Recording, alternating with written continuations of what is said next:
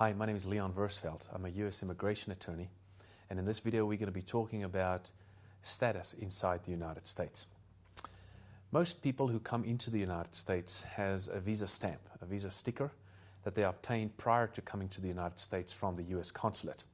This visa sticker typically designates why you are coming to the United States and in what status you plan on entering the United States. So the validity of this visa sticker does not necessarily always coincide with how long you are allowed to stay in the United States. A typical example of this is your 10-year multiple entry tourist visa. A lot of folks have a B1, B2 tourist visa that they utilize to come in and out of the United States. But most of them know that when they come in through the border, the immigration officer that meets them at the border would typically stamp them in for a certain period of time, typically about 6 months. And they then know that their status in the United States is for 6 months in a tourist status. Now, what happens when you are in the United States and you apply for a job, or you plan on going to school and you plan on changing your status? Well, that is possible in most circumstances, and it's something that happens every day. When immigration approves your new status in the United States, they don't send you to a place in the United States to get a new visa sticker. They send you an approval notice that will come in the mail with a new I-94 card perforated at the bottom of that approval notice.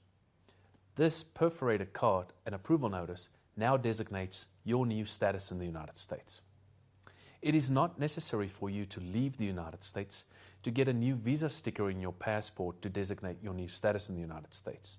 This approval in of itself is good enough for you to go to the DMV and or to show your new employer what your new status in the United States is. This approval notice will also then tell you how long you are allowed to remain in the United States.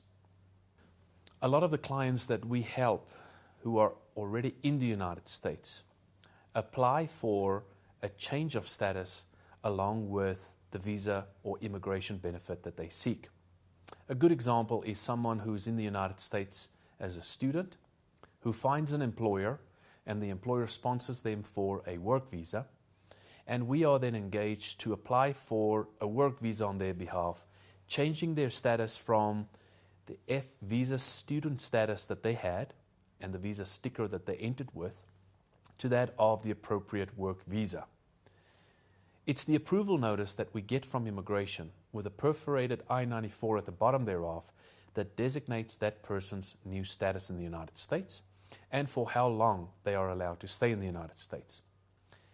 Now, there's no reason, once you get that approval notice, to leave the country, despite the fact that your visa sticker in your passport may expire or have expired, for you to then go to a consulate to get a new visa sticker. As long as you have that approval notice in your passport that designates your new status and the validity thereof, you are allowed to remain in the United States. However, if during that time you plan on leaving the United States to go on vacation or go back home, it is vitally important then that you take the original approval notice with you to get a new visa sticker to allow you entry into the United States. It is therefore the visa sticker that determines your eligibility to enter the United States. The visa sticker is not always what determines your eligible status in the United States. I hope that this is as clear as mud to you, but I'm sure that some of you may have some questions with regards to a recent approval notice that you've received with a visa sticker in your passport that has since expired.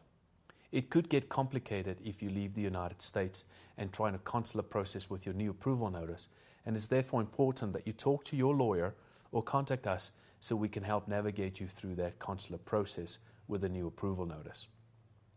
I don't want you to miss anything, so make sure that you like our Facebook page, follow us on Twitter and SoundCloud, connect with us on LinkedIn, and subscribe to our YouTube channel. Thank you for watching. We'll see you in the next video.